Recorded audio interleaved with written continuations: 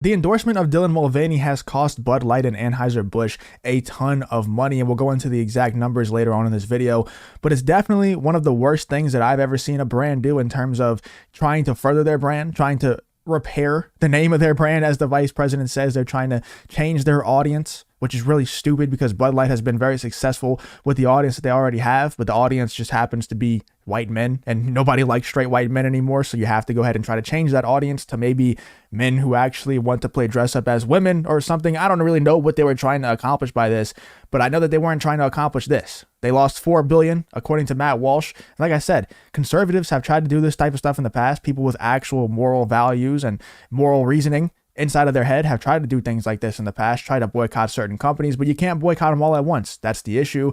Whenever things like this happen, whenever Dylan Mulvaney is on the Bud Light can, and everybody can see it, everybody's making it a big deal, everybody's talking about it, and everybody understands that if we actually take one company at a time, or one product at a time, even if you go down to actually boycotting just Bud Light, I think we should try to boycott Anheuser-Busch as a whole.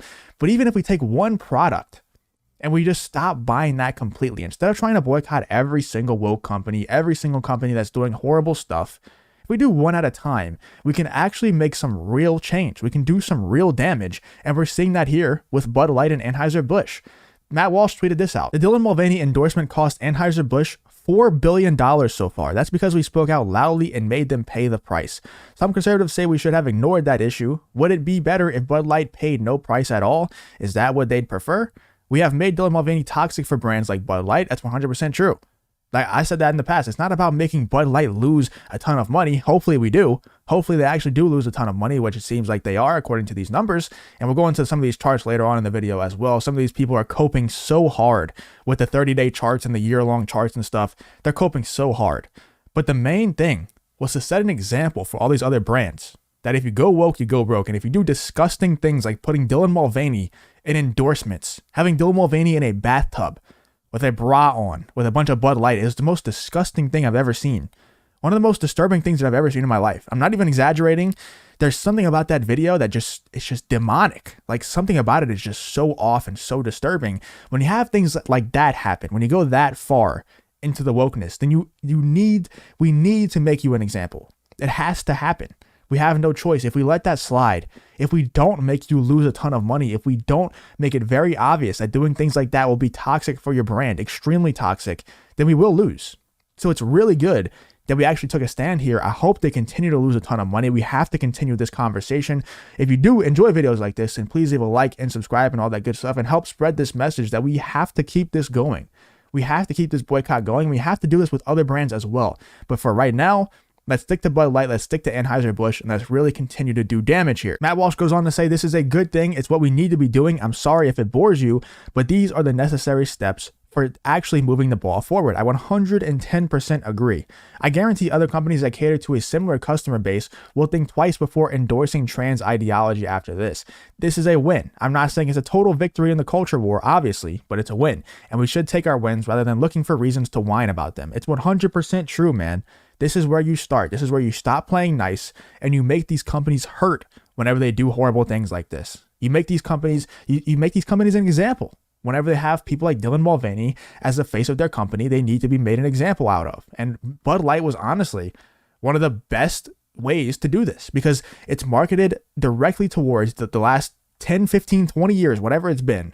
It's marketed directly towards the people who get pissed off when people like Dylan Mulvaney are the face of your company. It's directly marketed towards those people. It was the perfect product for us to boycott because I'm sure a ton of people in this space drink Bud Light, drink Anheuser-Busch products. I'm sure a ton of people, probably a ton of you watching this video, let me know in the comments if you're one of the people who drank Bud Light or any Anheuser-Busch products in the past and you stopped completely after seeing this whole Dylan Mulvaney stuff. I'm sure there's a ton of you.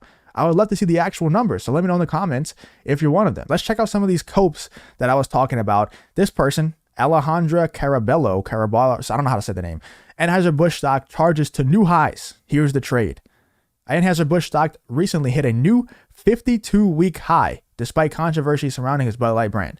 That's stupid. It's a really stupid headline. It's a stupid cope.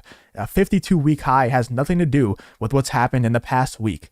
And I'll show you the chart in 1 second. Here is a chart from a week. It's a week-long chart, and it looks pretty bad, but I still think that's even disingenuous, and you don't need to do that. Why tweet a stock chart when you have a narrative? And yeah, the stock chart does look bad in the last week, but it even looks bad if you go back 6 months, a month. If you just look at the entire chart, it just looks bad.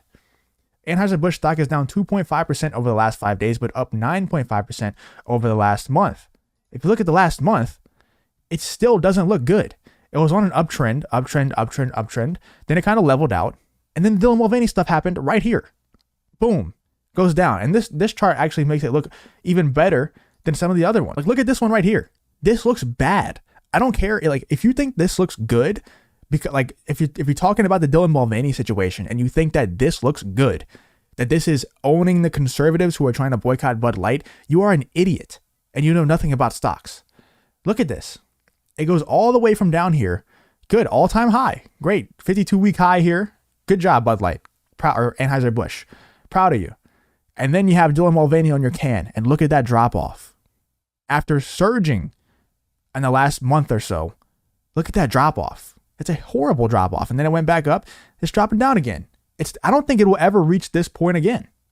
At least in the next couple of months, it won't reach that point. Maybe people will forget about this as time goes on, but regardless, if they've lost $4 billion already, that's already a win. It's already showing everybody that we're not standing for this BS anymore. And this is all cope. Posting these charts, acting like any of this time matters at all. Nobody was caring. Nobody was talking about Bud Light in this time period. Nobody cared about Bud Light. Nobody cared about not buying Bud Light product or Anheuser-Busch products until this point here. Whenever Dylan Mulvaney was on a Bud Light can, that's when everybody cared. And the word is only spreading more and more. There's a ton of mainstream people who are picking this up. There's a ton of them. Here's an Australian news site talking about the situation. Bud Light suffers bloodbath as longtime and loyal consumers revolt against transgender campaign. Bar owners have reported plummeting sales of Bud Light after the beer's brands team up with trans TikTok star Dylan Mulvaney. Like, this is mainstream news outlets, even in Australia, talking about this Bud Light Dylan Mulvaney situation. And you have to think, I'm not big enough to really start these types of boycotts. I really wish I was. And hopefully, as I grow, hopefully I continue to grow and I can continue to use my platform for good as time goes on.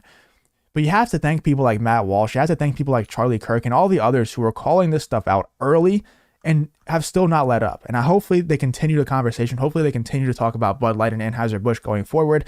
But it's really good that they said, let's have a targeted boycott actually this time. Instead of let's trying to boycott every woke company, every company that's doing bad things out there, because you have Disney, like there's a ton of them. I could go down the list forever. Instead of trying to boycott all of them and stop giving your money to all of them, let's do this one at a time. Let's really make Anheuser-Busch feel this Dylan Mulvaney situation. And apparently they've lost $4 billion so far. That's a huge loss and a huge win for people like us, people with actual morals, people with values, just people with common sense in general. Let me know in the comments what you think about the entire situation. If you did enjoy the video, please leave a like, subscribe, all that good stuff. And I hope to see you in the next one.